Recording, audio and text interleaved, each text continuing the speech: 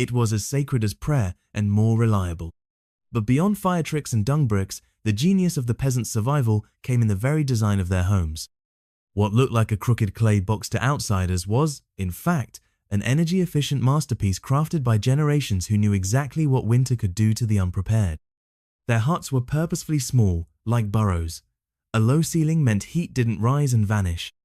The entrance was a narrow stoop, almost crouch-worthy, not because they were primitive, but because they were smart.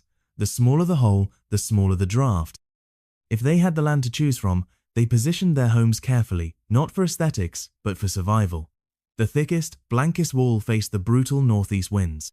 Windows and doors, what few there were, faced south, towards sun and shelter. Some homes were dug halfway into the earth, using the ground's constant temperature like an ancient geothermal trick. Warmer in winter, cooler in summer.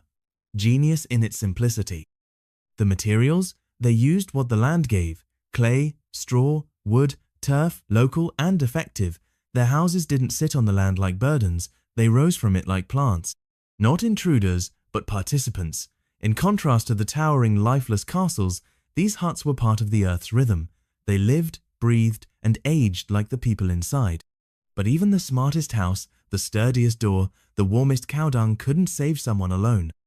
The real magic, the most powerful survival strategy of all, wasn't fire or fur or thatched roofs, it was people. The Bramblewoods survived not because they were tough, but because they weren't alone. In their village of Kettlebrook, no one made it through winter solo. It was the strength of the group that mattered, a woven net of favors, rituals, and silent agreements that caught everyone before they could fall.